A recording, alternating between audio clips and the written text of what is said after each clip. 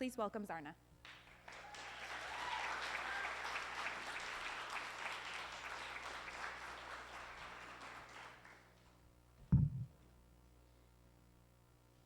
So, is this my clicker?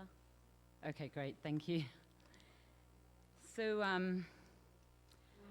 I would like to begin by acknowledging the first people of Lower Skagit, upon whose land we are sitting, standing, and having these incredible conversations that take us deeper into the nature of our culture, into the nature of our society. And so with respect to the people of Lower Skagit,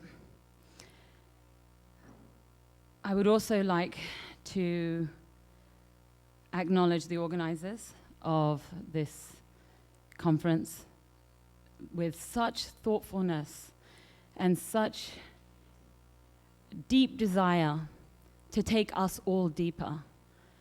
I've been very impressed with the way that this first day has been constructed and handled. I would also like to let you know that this one talk is being live streamed. So just so that you know, and if you are not comfortable with that, let us know and we can turn it off. But we felt like this particular talk that I'm doing, we did want to share with the wider public, and my network and various networks have been told that this is being live streamed right now. So if you have any issues, you can let Photon Factory know. Photon Factory, by the way, does immensely good work. I have worked with both of them, Vanessa and Charles, for over a year, and they've been incredibly good. Mm-hmm. You can do it right now. If you'd like the link, get it off Vanessa, or maybe the link can be written down and shared around the room so that everyone can let their networks know to tune in. So, acknowledging Photon Factory, thank you so much, Vanessa and Charles. Acknowledging the people of Lower Skagit. Acknowledging my parents. And when I spoke with my mother and I told her about the work that I'm doing, and she gave me her blessing. And it was very important to me to hear that, because the work that we do is so important. And as we saw with Af just now, it goes beyond just words. It goes beyond just pictures in a PowerPoint or on a slideshow.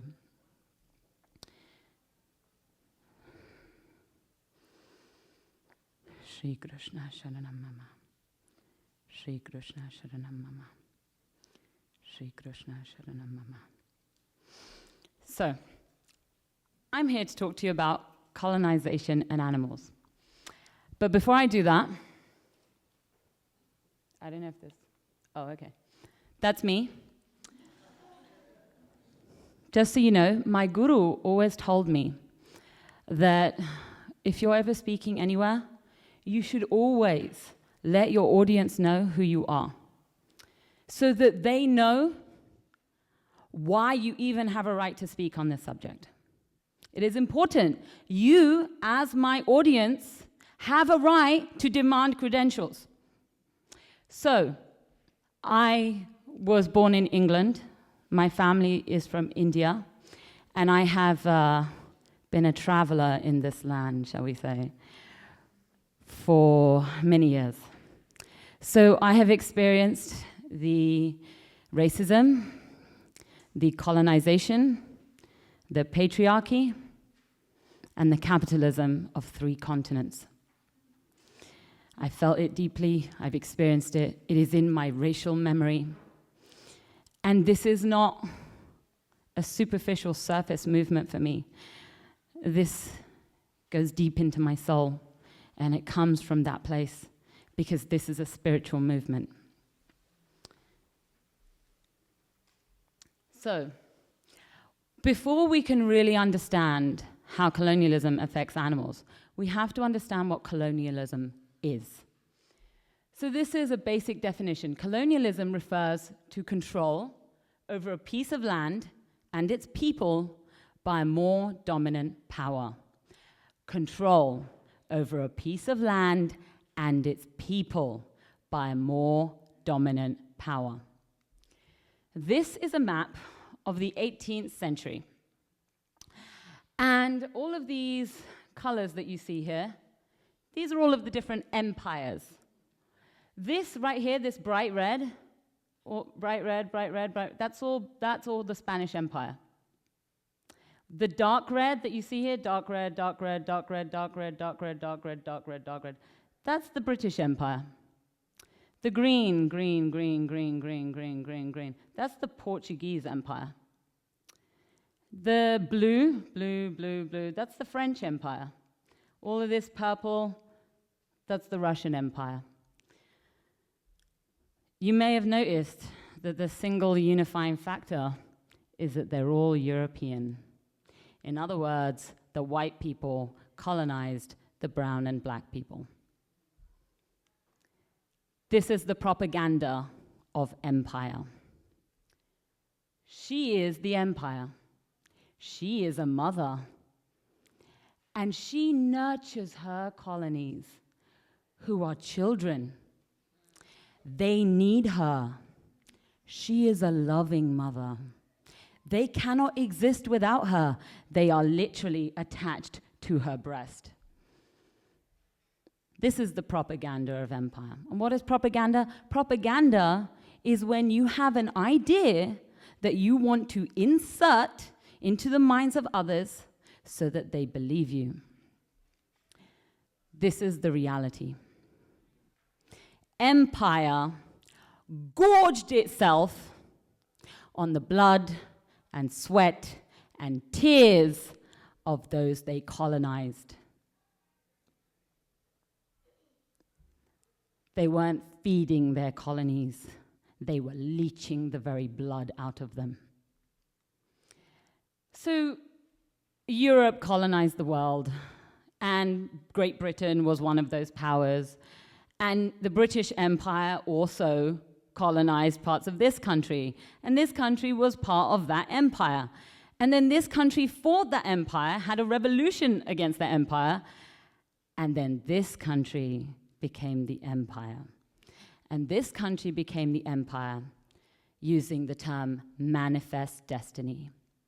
To overspread and possess the whole of the continent, which Providence has given us, for the development of the great experiment of liberty and federated self-government entrusted to us. In other words, we've got the best government idea in the whole world. No one has a better government idea than us because it gives us liberty. And therefore, we have a right to overspread and possess the whole of the continent because God gave it to us. This is the propaganda of manifest destiny. Here is liberty, flying over the continent because she's free, so she can fly. Notice how she has power cables in her hands. Notice how there's a coal train right behind her. Notice how there are ships behind her bringing goods from other countries, bringing slaves from other countries. Notice beneath her are white men in pioneer wagons. White men who are pioneers. This word pioneer, it basically means when a white man goes somewhere other white men haven't been before. Because there were people who already lived here. And those people, the First Nations, the indigenous people of this continent, and their natural way of life was pushed further and further and further off the land. Because what is colonialism? Refers to control over land and its people. But you see, remember, Manifest Destiny said, right? We've got the best government idea in the whole world, right? And that government idea came from white men, right? George Washington, Ben Franklin, Thomas Jefferson, John Adams, all of these people were white men, right? So obviously, they had the best ideas in the world, except that George Washington, Thomas Jefferson, and Ben Franklin met with the Iroquois natives frequently. The Iroquois were a confederation of 6 tribes on the east coast of this continent, and they met with them. And they said to these white men, empire is evil. The British Empire is evil. You need to get away from empire, and you need to be free. And the only way you will be free is if you follow the great law of peace. The great law of peace says freedom of speech, freedom of religion, the right of women to participate in government, separation of powers, checks and balances, a government of the people, by the people, for the people, 3 branches of government, and a women's council. Other than the right of women to participate in government and a women's council that they called the Supreme Court and put a bunch of old white men on there, other than those 2 things, the founding fathers adopted all of these things. And the central underlying idea of the Iroquois political philosophy, which was in fact the great law of peace, which was for most of the First Nations their law on over this entire continent, the central underlying idea was that peace is the will of the Creator and the spiritual goal and natural order among humans. We hold these truths to be self-evident. All men are created equal, right? So those white men took these ideas of the native people, said they were their ideas, these are our ideas, and that gives us the right to colonize the entire continent. Because they weren't following the great law of peace. All men are created equal when they had slaves, and a slave was considered 3/5 of a person. This was not them following the great law of peace. Those values that the founding fathers came up with were not their values, because the founding fathers had their roots in Europe, and Europe doesn't believe in freedom of speech. Europe doesn't believe in freedom of religion. Europe doesn't believe in the right of women to participate in government. These are historical facts of the values of Europe. And those native people who gave food to the starving settlers when they landed on these shores, and by the way, we use the word settler. That's a white privilege, white supremacist word. They were not settlers. They were immigrants. And they didn't have papers. They had no permission to be here.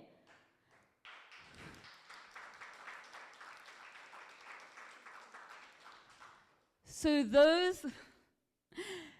those native people who were so generous as to not slaughter the white immigrants who came to their shores without permission, and instead gave food to the starving people so that they could survive the winter, those same natives were forced off their lands and made to starve to death. And not just made to starve to death, but made to suffer the most horrific genocides that can even be imagined. The prevailing view of the US Army was the only good Indians I ever saw were dead. This was the reality of manifest destiny. And you see, when you're colonizing a land, you have to ensure that the people who used to live there are thoroughly under your control. And one way to do this is by removing their food source. So they slaughtered the buffalo. They slaughtered them and took pride in it. They stacked them up on the Great Plains. And they said, look what we did. Look what we did. They stood over them with their guns.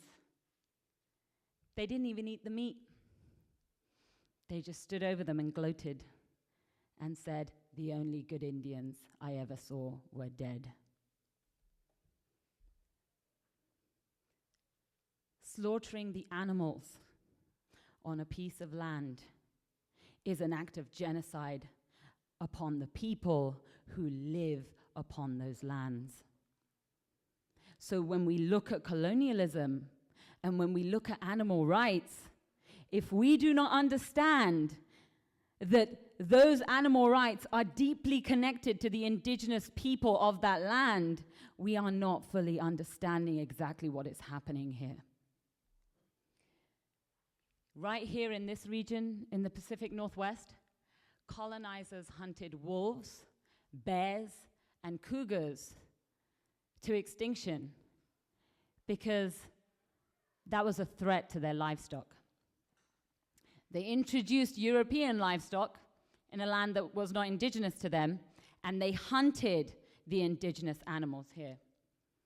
And now, because of ocean acidification, which comes from the pollution of the colonizers, salmon, which this region depends on for nutrients, the entire ecosystem of this region depends on the salmon, the nutrients that the salmon brings from the ocean back to their spawning grounds. Everything in the Pacific Northwest depends on that. Salmon are seriously endangered because of the pollution of colonizers. And it's not just history, as I said, with the salmon. In Seattle, the first people of Seattle are the Duwamish. Seattle is named after Chief Sealth, their chief. And in 2015, our federal government denied the Duwamish federal recognition. In other words, they said, your tribe doesn't even exist, and it never existed. And the reason why they said this is because if they didn't, they would have to honor the treaty rights of the Duwamish people. But remember, control of land and its people.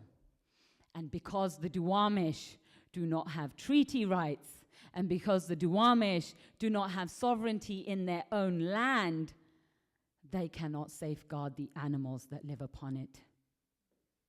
They cannot safeguard the salmon. They cannot safeguard the wolves and the bears and the cougars, although so much work has been done to reintroduce wolves and cougars and bears into this region. So much work has been done specifically by indigenous peoples. But because the Duwamish do not have sovereignty, they cannot do it. Colonizers take control of land and people by imposing European culture. They impose their cattle, they impose their capitalism, they impose their materialism. And to do this, they have to destroy indigenous culture, because indigenous culture protects that land. So the European colonizers destroy their spiritual beliefs, destroy their languages, destroy their family structures, destroy their relationships, so that only European culture is seen as acceptable. There is a reason why we're all speaking English here. There is a reason why when people speak with me and they admire my accent, right? And I get it, it's fun, I get it. But the reason why you're admiring an English accent is because the English are considered to be supreme on this planet. It is white supremacy. So someone even said to me, and I understand why, it's called internalized oppression. Someone said to me, when you speak with your accent, I believe you. It's not the first time I've heard it. That is white privilege, and I'm not even white. But what I do is I use this little smidgen of white privilege that I have to educate people about what's really going on. This is a map of the British Empire. During its height in the 19th century, all of this belonged to the crown. So many animals all over the entire world went extinct in the British Empire due to capitalism, due to the forest, due to the deforestation that occurred because of capitalism, that occurred because these colonizers came onto this land. And don't forget, control of land and its people. That means they cut down the trees where the indigenous people live. That means they slaughter the animals. That means they hunt the animals. In India, so many tigers were slaughtered by the British when they came to India. So many.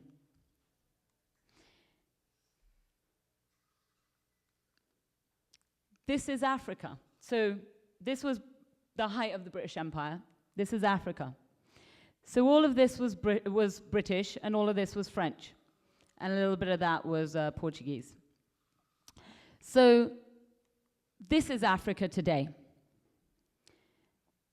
BP, BP, BP, BP, Shell, Shell, Shell, Shell, Shell. All of these logos that you see, they're all logos of fossil fuel companies. And they are all over Africa. And guess what? They're all British and French. Every single one of them. The continent of Africa is not free. And then people wonder, why are they always fighting over there in Africa? Why are they always fighting? Why can't they stop the elephants from going extinct? Why can't they protect their rhinoceroses? Don't they realize they're going extinct? Fossil fuel companies are colonizing powers. Corporations are colonizing powers. In fact, the British Empire was begun by corporations. Right here, when they colonized India, they did it through the East India Company. It was a corporation. They came to India and they said, no, no, no, no, no, we just want to trade with you. That's how this works. So if you're going to understand colonialism, first you have to understand that corporations are colonial powers. We are not going to solve this by using corporations.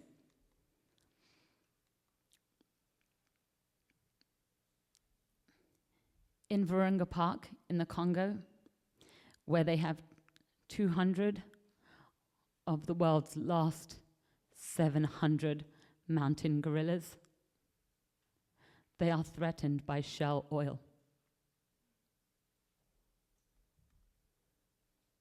Shell, that is well known for destroying the Niger Delta and the people who live there. The Niger Delta is so ravaged, they can no longer grow food.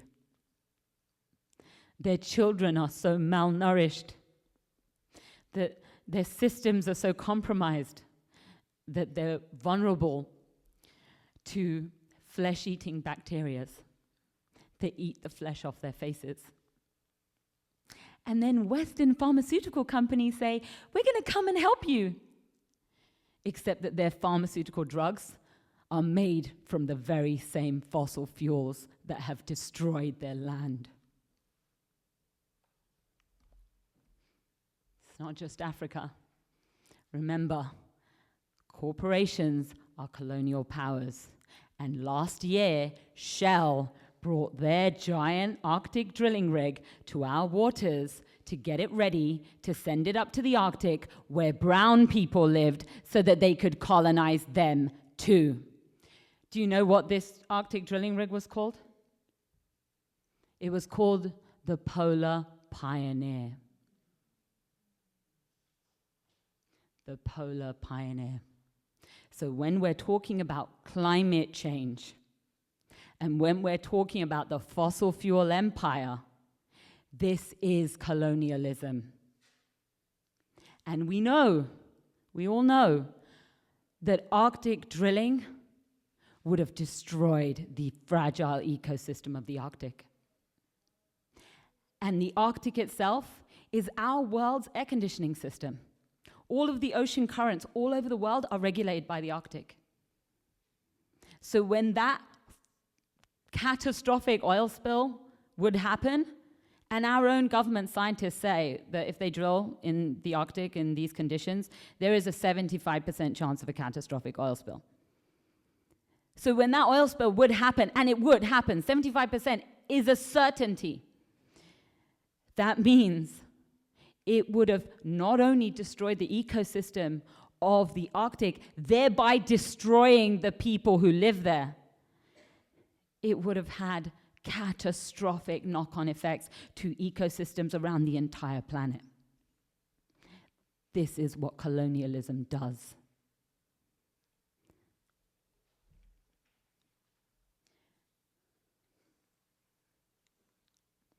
So, when we're talking about the fossil fuel empire, and we talk about climate change, and of course we talk about fracking for gas, and drilling for oil, and mining for coal, and burning it all up, and that goes into the atmosphere, and I don't have to explain climate science to you, I'm sure you all understand these things.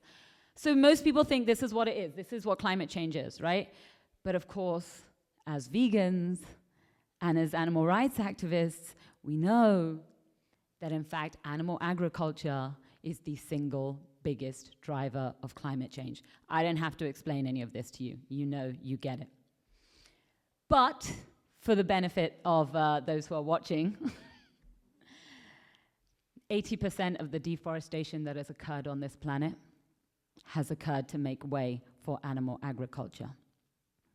This planet produces as much grain as could feed the world's entire human population 3 times over. But most of that grain goes to feeding the cattle that only feeds a very small number of people. And who? White colonizers. Because it is not people of color who eat the majority of meat on this planet. The methane that animal agriculture produces is over 50 times more deadly to our atmosphere than carbon. So even though there's less of it, it's worse. They talk about commercial fishing and that we need to sustainably fish because that's better for the environment. Due to fishing, the ocean is 70% empty. There is no such thing as sustainable fishing when the ocean is 70% empty. But the colonizers won't tell you this. They won't tell you that. And this is a projected impact of climate change on agricultural yields around the world. All of these countries right here, they're all going to starve. The people and the animals. And the mainstream climate movement is telling us we need to cap warming at 2 degrees. We need to cap warming at 2 degrees. 2 degrees is our safety point, except that 2 degrees is only when Europe starts to burn. It's only when the global north starts to burn. 2 degrees, at 2 degrees, the soil in Africa is infertile. 2 degrees is genocide for people of color. It is genocide. And it is slaughter, mass extinction of animals all over this world. And of course, we all know that the pollution that we are putting into the ocean through burning fossil fuels is causing ocean acidification. We all know this. The problem with this is that when the ocean becomes too acidic, plankton, which are these tiny microscopic life forms that form the basis of our entire food chain, they will go extinct. Plankton is not only the basis of the entire food chain, it produces over 50% of our oxygen. When plankton goes extinct, the entire food chain will collapse and we will have no air to breathe. There will be no food to eat, there will be no air to breathe, and there won't be any water to drink because it's all polluted with the carbon. And because of this, scientists agree, way back in 2002, that the world faces mass extinction. That means 70 to 90% of all life on this planet, including us, will go extinct. And last year, In the summer of 2015, scientists came out and said, we are not facing mass extinction, we are already in it. There's only been 5 mass extinctions in the history of this planet, in the 4.5 billion years that this planet has existed. Only 5 mass extinctions, and they took thousands of years to occur. This 6th mass extinction has only taken 200 years of colonialism, burning fossil fuels, and creating the world's largest, most devastating animal agricultural system all over the world. So colonizers have to control a piece of land and its people, and they do that by destroying indigenous culture, right? Except that they cannot, if they cannot destroy a part of indigenous culture, they co-opt it and pretend like it's their idea, such as the great law of peace that we talked about, that the US Constitution is based upon. They couldn't destroy that idea. It was too good. So they said, it's our idea, and we have the best government idea in the whole world, and that's what makes us the founding fathers. We went from the indigenous culture that says Mother Earth, our sacred Mother Earth, and we went to this patriarchal, paternal idea of founding fathers. And whenever white colonizers co-opt indigenous ideas, they always turn it into something capitalistic and ugly.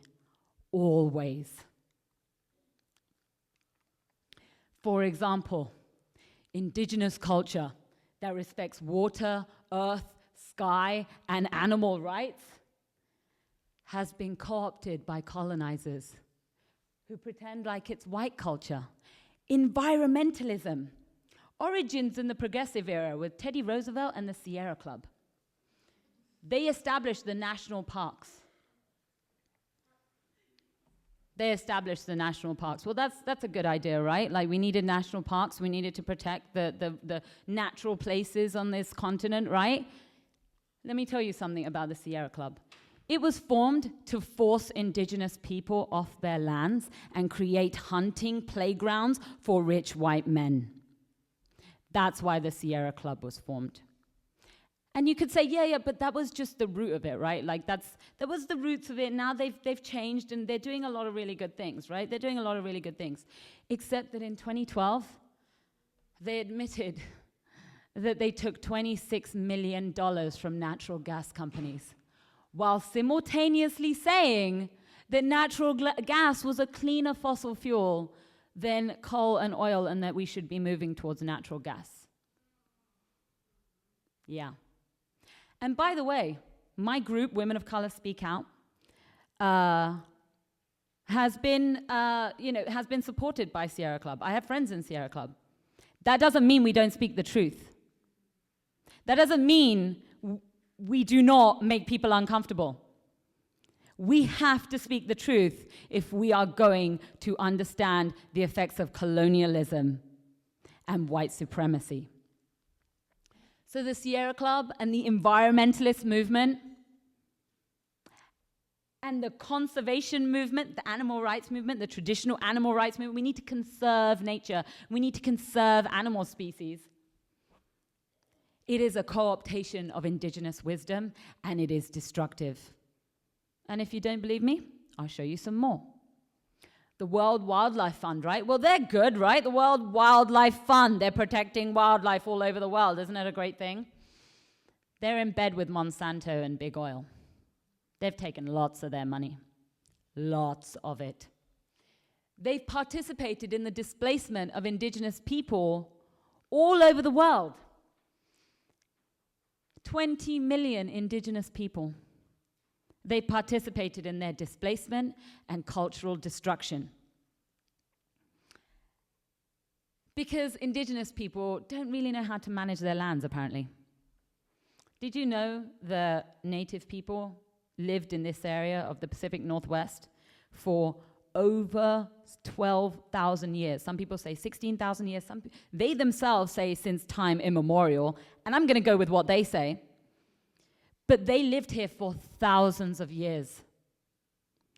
And they respected and managed the land and the species that lived here with such skill and with such respect that this land was like a paradise. I myself have spoken with my indigenous brother, Paul Chiakotan Wagner, and he told me about how the food was so plentiful. No one starved. It was so numerous. Everyone had shelter. Everyone had food. It was like a paradise. But the World Wildlife Fund believes native people don't know how to manage their land, and especially black people. The World Wildlife Fund had a private military commando unit that was deployed against African liberation movements. The black people who were fighting against colonization, who were trying to free their people from the fossil fuel empire, World Wildlife Fund deployed their private commando unit, their mercenaries, against them. Mainstream NGOs, the mainstream environmentalist movement, is the fossil fuel empire. We are not going to win through them. The revolution will not be funded. Understand this deeply. The revolution will not be funded, and it will not be televised either. It will not be broadcast, because the white supremacist system doesn't want you to see it. Another way in which the colonizers co-opt ideas is they co-opted vegetarianism. They co-opted the plant-based movement. And they say, this is our movement, as Af was telling us. This is our movement, this is our identity. Shut the hell up, brown people, black people. What the hell right do you have to talk about this? This was our idea. This is despite the fact that the one country in the entire world with the largest number of plant-based people is India, with 500 million people who follow a plant-based lifestyle. And they have followed this lifestyle for thousands of years. Did you know that the first European to popularize the idea of a plant-based lifestyle was Pythagoras? Did you know that? Did you know that Pythagoras got this idea from Indian merchants? Pythagoras believed that you should not be violent against any animal, because when humans die, we reincarnate ourselves into the life forms of other beings. Could be humans, it could be animals. So not only is violence a terrible thing in and of itself, but we are simply hurting our own selves. We are hurting our own loved ones, because all life forms are connected. That's what he believed. He got that from the Indian merchants. Do you know how we know that? Because that's where he got Pythagoras' theorem too. Pythagoras' theorem doesn't come from Greece. Pythagoras' theorem comes from the ancient indigenous wisdom of India.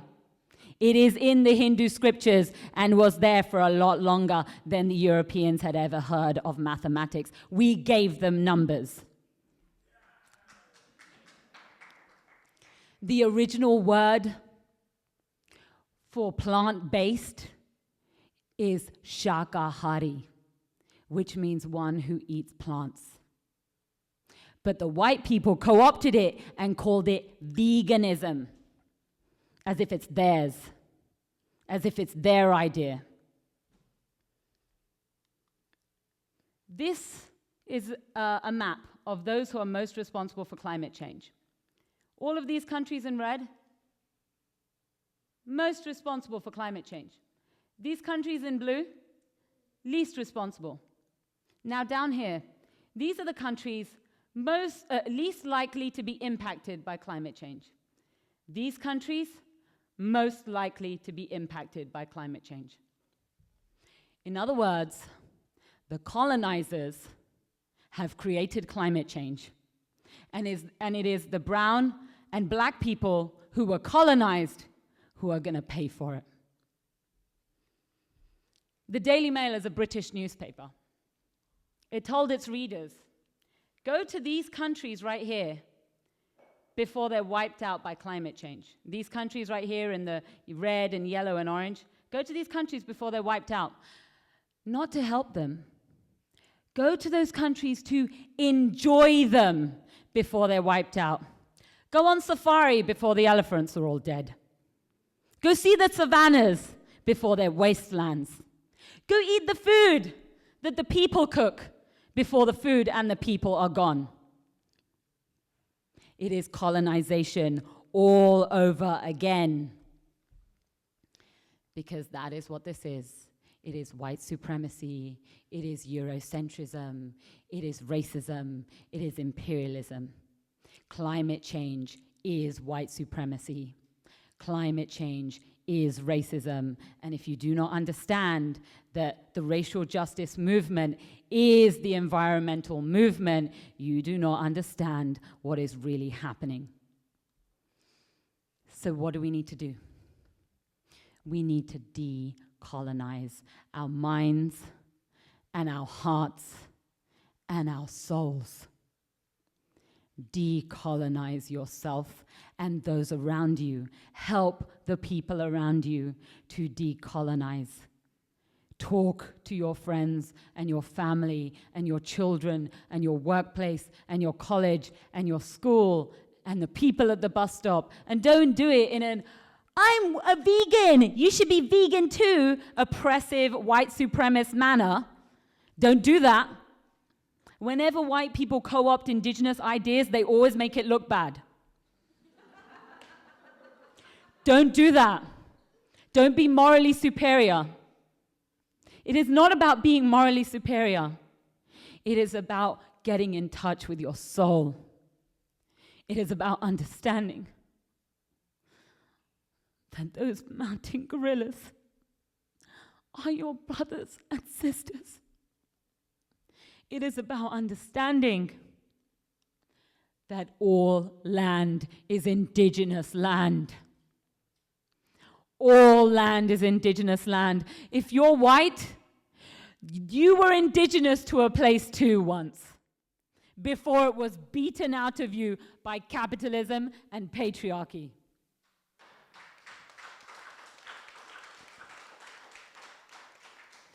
So what does it mean? It means we need to reconnect with indigenous wisdom. It means we need to respect the indigenous people of the land we happen to be on. It means we need to reconnect with the indigenous languages, with the indigenous cultures, with the indigenous spiritualities, with the indigenous practices of land management, with the indigenous connections to animals and forests and oceans and rivers and waters. That's what we have to do. If you are white, use your white privilege to dismantle the system of colonialism. Use your white privilege to dismantle the system of white supremacy and racism. Use your white privilege to dismantle the system of capitalism. Use your white privilege to dismantle the system of patriarchy that says, I'm a man and I have a right to do whatever I want to your body.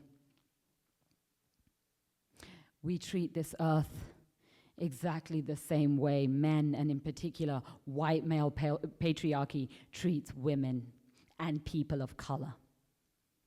That's how we treat this earth. Decolonize your mind, decolonize your heart, decolonize your soul, and get in touch with your indigenous truth. Reconnect with your indigenous spirituality. Understand that the trees are your brothers.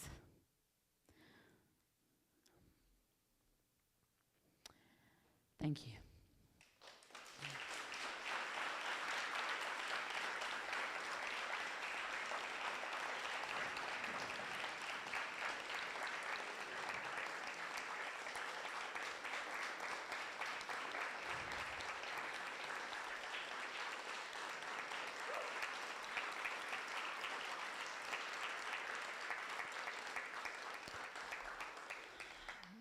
So I left some time for questions. So if you have a question, raise your hand. I'm also going to ask the, well, I'm not going to ask, I'm going to tell you. I'm colonizing this space right now. I'm going to enforce a progressive stack. That means that those who are from marginalized communities get to speak first. And I'm also going to give certain rules of engagement. So one is progressive stack. The other is when you're processing all of the things that you've heard from me, from Af, from so many of the amazing speakers that you've heard from today. Please do, if you are a white person, please do not process at a person of color. Please don't do that. They don't need to hear it. Because these things you may have been hearing maybe for the first time today, or maybe you heard it today in a way that you hadn't heard it before, and that's wonderful, and I'm glad that you're processing that. But you're hearing it today, they've been living it for their entire lives. So please don't do that. The other is land the plane. Okay? If you find yourself rambling, or if you find yourself just talking and talking and talking, others have the permission to do this at you. Land that plane, okay? So, we'll start taking some questions. Oh, okay, if we could get the other microphone, then we can... Okay. Questions?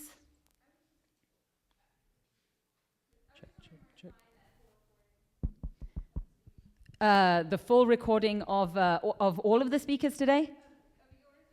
Of mine. So there will be, so the Whidbey Institute will have like a link where you can go to find recordings of all of them. This in particular is on Women of Color Speak Out's live stream channel, and we will also post it on Women of Color Speak Out's YouTube channel and our Facebook page. So Women of Color Speak Out, that's my group that I'm part of, and you will find it there, and it will also... Yeah, so Women of Color Speak Out on YouTube and Facebook, and on the Whidbey Institute's thing as well. They'll provide a link. Mm-hmm. Over here. Yeah. I want to thank you for speaking to so much that makes me so angry. And I wonder if I could read a poem that speaks to what you just... Mm-hmm. May I? Sure, if it's not too long. It's not too long. Okay. The Trading Post. There will be a store in the mall that sells plush black and white whales with tags that read Blackfish, and plastic elephants with great tusks in boxes that read Boycott Ivory. There will be polycloth tigers and panda bears, each one labeled Made in China, a place where people wear masks to protect their lungs from air. But there will be no sign of varmints buried under the polished stone floor. What tag would do for a pregnant prairie dog, gassed especially for you? There will be a store in the mall catering to the child's longing for love, but not a whisper of the child's grief. The child's books will not story a monk Jack who chewed off his own foot in a struggle to be free of the wire snare, one of 1,000 snares in the hedge of death erected through remote Southeast Asian forest, far, far away from the factory where the child's stuffed deer was stitched together.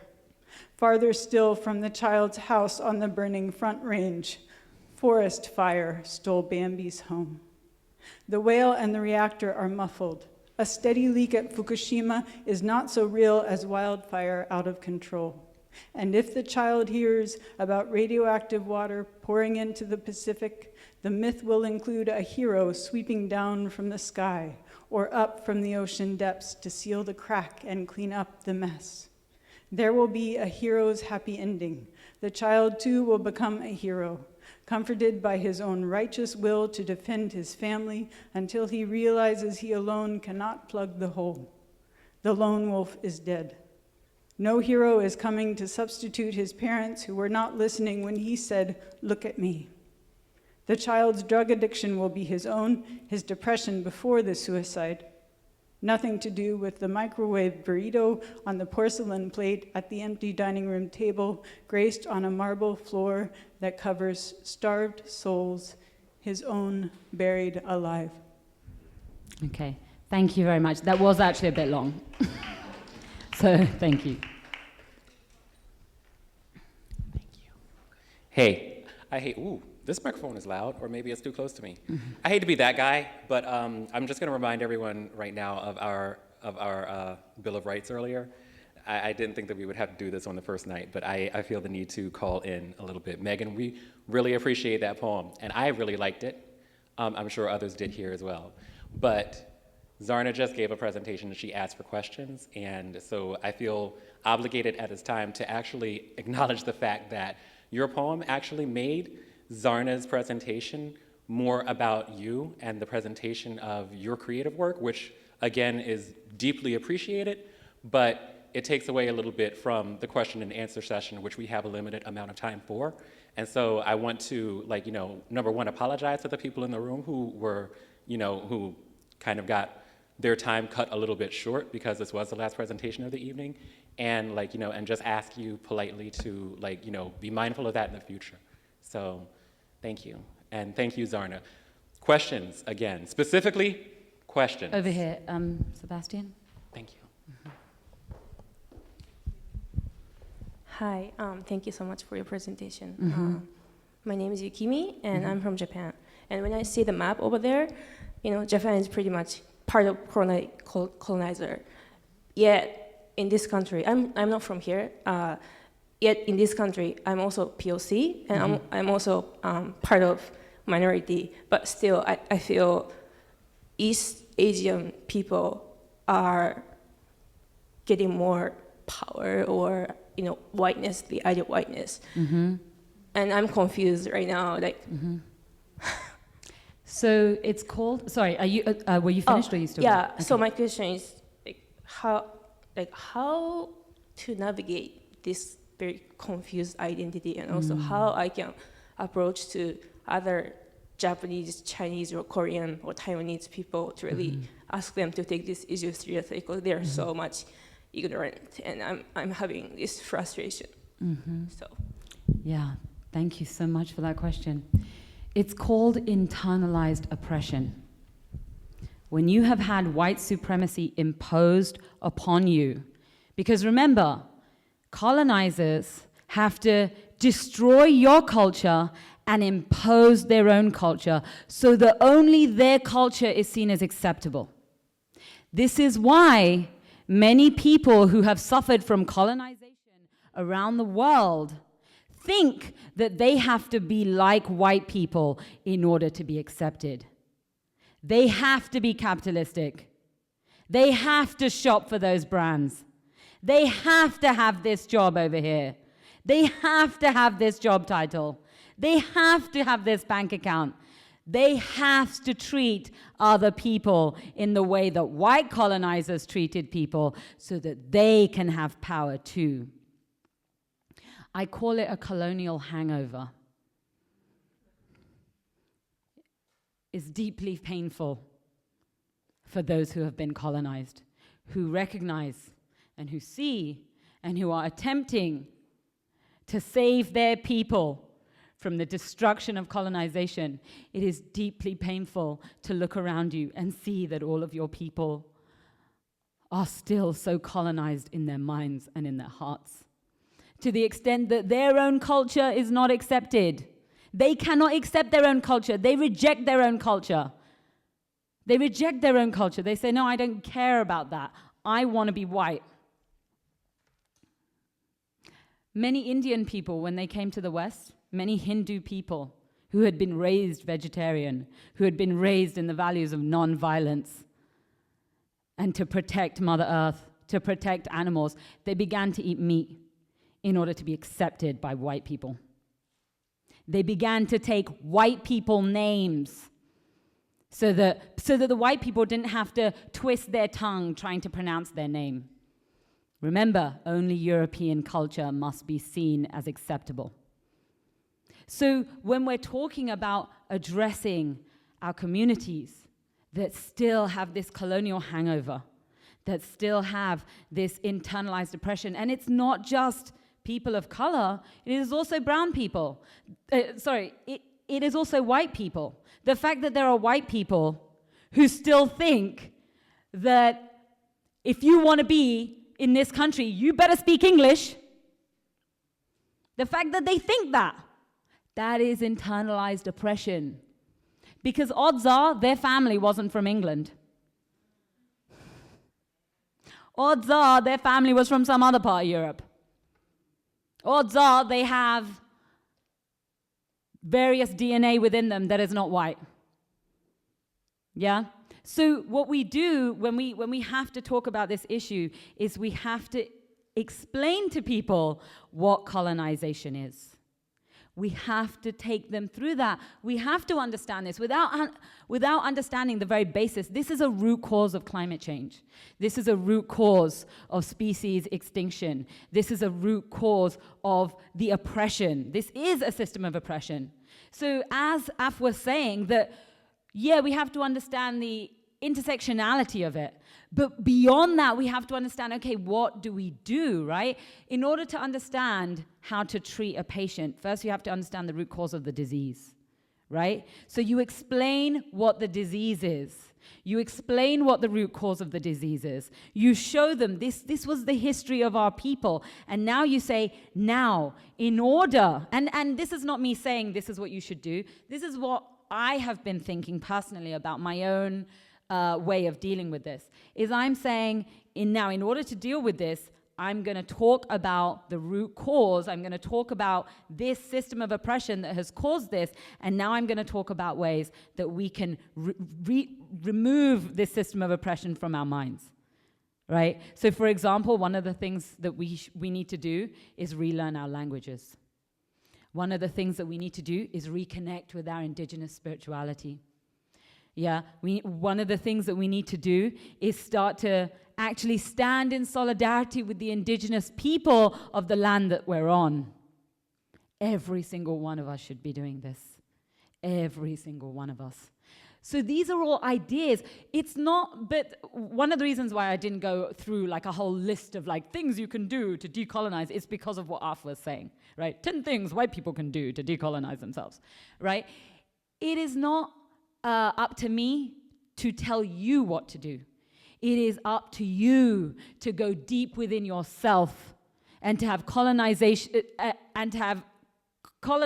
education within your own people and have a conversation with your community about what you need to do.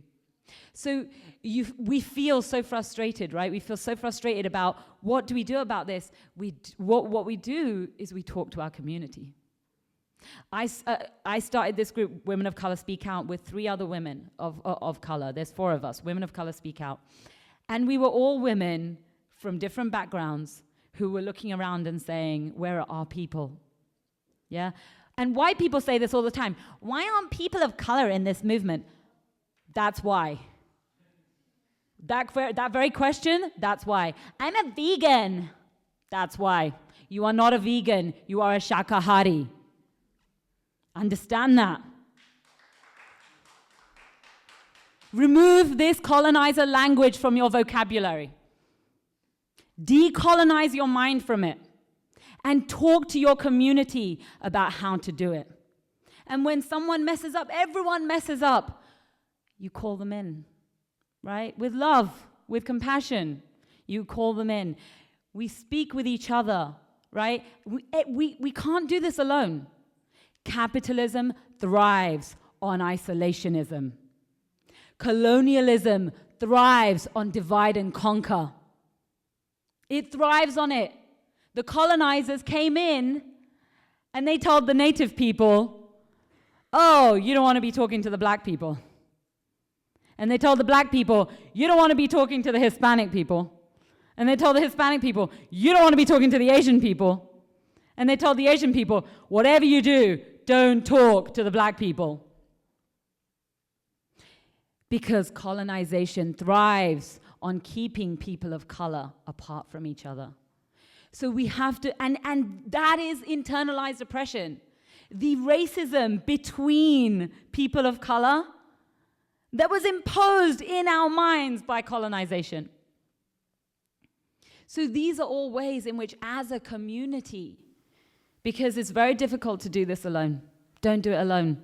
That is the capitalistic framework of, I got to do this alone, it's my choice. No, we have individual choices that we all have to make. But when we come together as a community and we say, what can we do together? That's how we really start to address this. Next question. There's a question over here.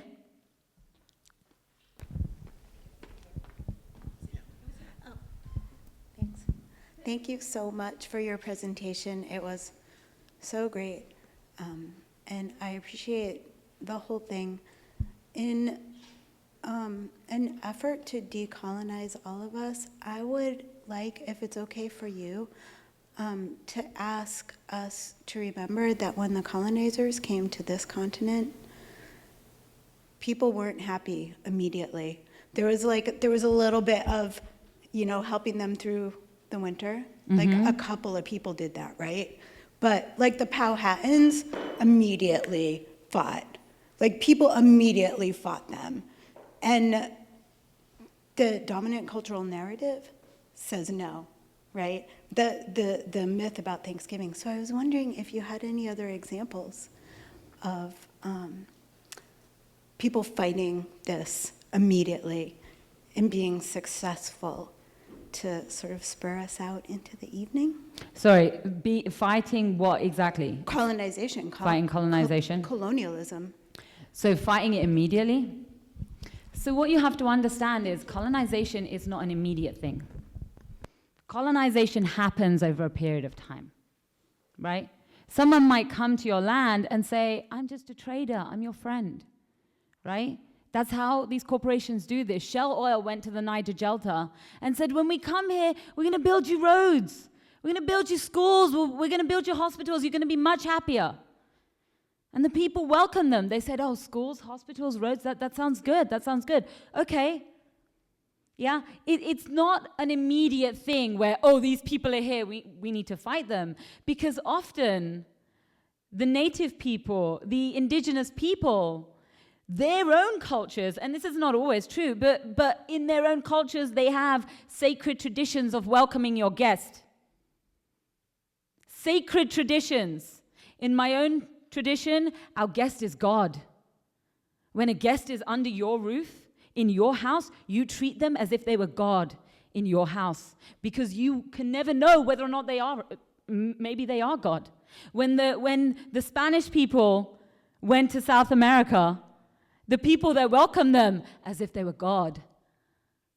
And of course, the white colonizers who think that they're supreme to everyone anyway, this was perfect for them. They were like, oh yeah, of course I'm God. Give me all your girls. But we're not victims though, right? Like we fight, and we fight hard. We know the difference between people who are trying to screw us over. So what I'm trying to say is that it is not an immediately apparent thing often. When you say this with the benefit of hindsight, right? You say this with the benefit of hindsight. That is not something that people have in the middle of a situation.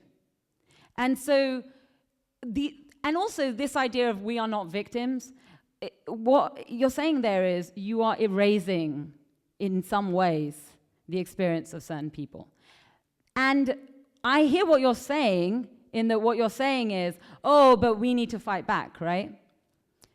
But you can't do that without understanding what people have gone through. Because if you don't understand what they've gone through, we don't understand as a community how to talk to each other.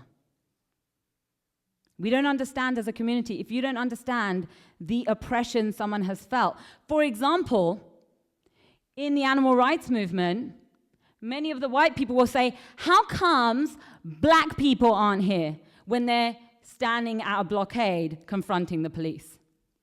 Well, if you're a black person, you have a lot of reasons for why you're not there confronting police. So when you say, but we're not victims, we fight back, It is easy from a certain perspective to say that. It is not easy for people of other backgrounds to say that. And it is, in fact, can be extremely offensive to them. It is not that they do not fight back. It is that there are many different ways to fight back. And it is that we cannot impose our own ideas of how we fight back upon anyone else. That's why, as a community, we have to come together and talk to each other and try to understand. A white person is never fully going to understand what people of color go through and go through every single day. Well, that's why I wanted to call the Manhattans into the room. Because there are so many examples of us fighting in so many ways. Colonization. Yeah, there are many examples, but that's not what I'm talking about right now. So. We have time for one more question.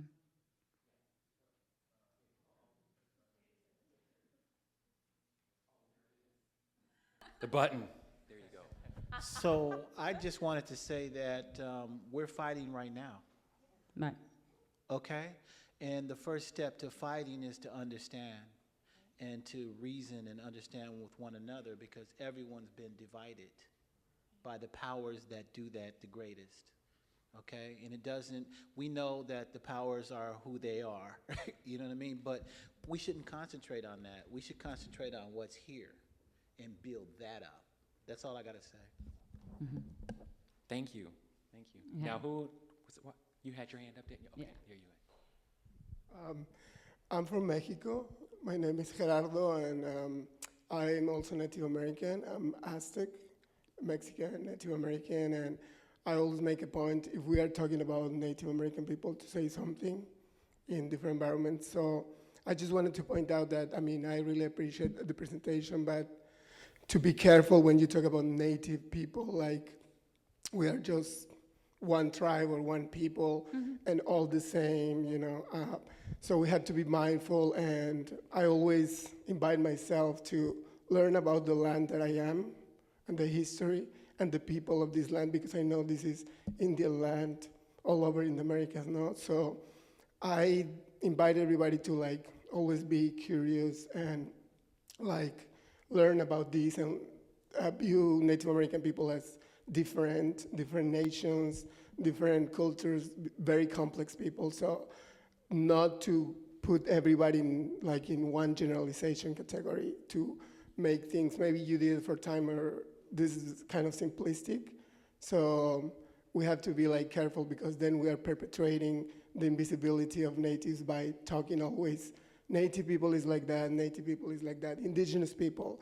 You have to get in touch with your indigenous roots and this and that. You know, I have to be very careful about all these terminologies, and I just wanted to point out that.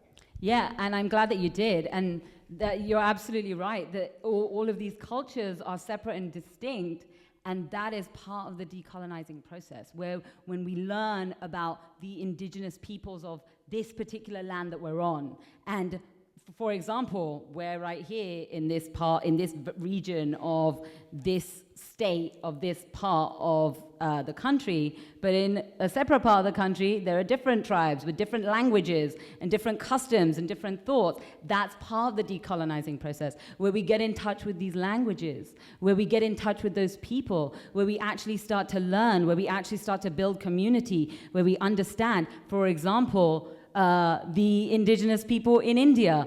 India has many, many, many different languages. All of Africa is a continent. People act as if it's a country. Africa is an entire continent of lots and lots and lots of different countries. For example, I talked about the Niger Delta. I also talked about the Congo, right? There are many different countries and many different indigenous peoples within those countries also. So I'm glad that you pointed that out. Thank you. Yeah, go ahead. There's this person, but then there's, I think you had a chance before. If we could, there's one person at the back. Do you want to end? Okay, let's We got these two. Since Zarna called them out, you guys got in under the, because I was going to call it. Go ahead.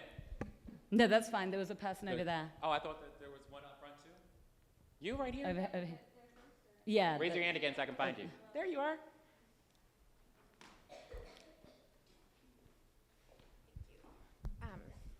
Thank you very much for a really passionate presentation. I really enjoyed it. My question, though, I came here to try and really learn from people and try to understand how to better be a part of this movement. And so my question to you is, when you say, don't process at, I'm assuming, and please correct me if I'm wrong, that you want us to process with. And if you could just explain a little bit about what the difference looks like for someone like me who's really trying not to, I am sure I will screw it up at some point this weekend, but if you could just explain to me and to us what that is, I'd really appreciate it. So for example, if you're white, it helps to process with someone else who is also white, right? If you're a person of color, it helps to process with a person of color. Right? That's what I'm talking about. A person of similar heritage or similar background, it's not like you're going to know everything about everyone. That's not the case. What I'm saying is try to avoid processing at a person of color. And there are other people that you can speak with. That's what I meant. Jasmine, you have a question? Yeah. My question was, do you have any conflicts with Sierra, or do you foresee any future conflicts with Sierra for kind of exposing their origins and their connections with oppression? Do I see any conflicts? Sure, why not? Yeah. Do you think that's something that could harm your activism? No, why would it? Because here's the thing, right? People think we have to be nice in order to get things done. I reject that. That is respectability politics. Now, that doesn't mean that we do not speak with compassion, right? We speak with compassion towards anyone, because that's the work that we're doing. But being compassionate doesn't mean letting people get away with things. Being compassionate doesn't mean letting oppression happen right before your eyes and not calling it out, right? So whether or not they like it, I don't care. Like, I'm going to speak because that is the truth. And as people who are in this movement, as a person who is in this movement, for myself, and within Women of Color Speak Out, we have called out every single one of our sponsors. We have literally called out every single one of our sponsors. For example, one of our sponsors is the Backbone Campaign, right? Now, the Backbone Campaign is a grassroots group that's on Vashon Island, started right here. They do a lot of really great work all over the country. They were central to the whole Shell No activist movement that I was also a part of. They were one of our founding sponsors, not founding, but they were one of our first sponsors.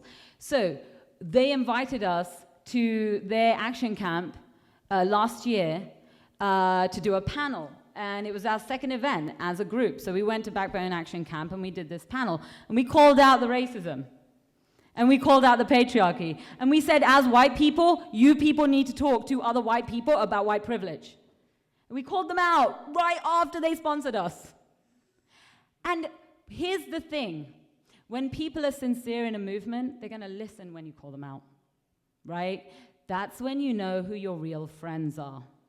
Because when you call them out and they listen and they say, oh my goodness, what can we do to fix this? That's when you know they're a real friend. That's when you know they're really in this movement. And that's what happened. We said, hey, white progressives and white activists need to speak to other white progressives and white activists about racism. They went and did an action called the Elephant in the Room.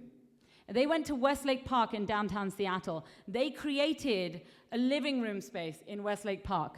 And in that living room space, they put a giant elephant. And on the elephant, the side of the elephant, they said racism. And they said, this is your white privilege space. This is your comfort zone. Now we're going to take you beyond it. And they invited people to have conversations with them there. They literally talked to white people about white privilege. And that action went around the entire country on social media. And that action has since been replicated in various parts of the country. Because guess what? When white people talk, people listen. Right? So unless we talk about what's happening, whether they are our sponsors or not, whether they're going to work with us or not, that's not, like, it shouldn't be our concern about whether or not someone's going to get offended. It should be our concern about whether or not, in the most compassionate way, we are being effective. I'm interested in being effective. I'm not interested in being nice.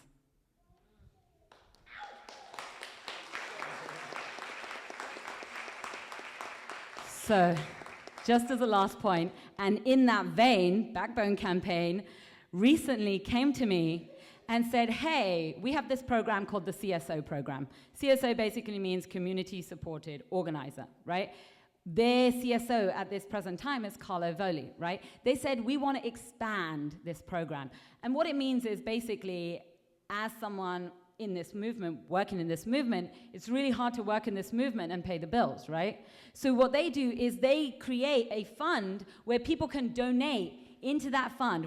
You know, people can actually say, hey, I support this work that this person is doing. I want to donate into them. They can go to this place, donate there, and then that person is able to use those funds to pay their bills. So Carlo Voli is that person. They said, we want you to be a CSO too. They came to me and they said, we want to support you. And I said, okay, great. If we really want to do this, then how about we create a program that actually redirects resources from our community towards people of color and indigenous people all over the country, right? How about when we talk about this program to other people, we say, hey, we can start, you know, you can start this in this region. Right? And that's what's actually happened, and I actually launched as a CSO yesterday. So there's a link up there, yourcso.org. If you go there, that goes to the main page, and then this is my page right there that basically talks about all of the different projects that I work on, and it's got various links and stuff for how you can contribute and all of those things. Also, my email, womenofcolor@speakout.com. Womenofcolorspeakout.com is our website, and that's my personal email. You can contact me anywhere there, and I'm on Facebook, YouTube, SoundCloud, Meetup, all of those places. Thank you.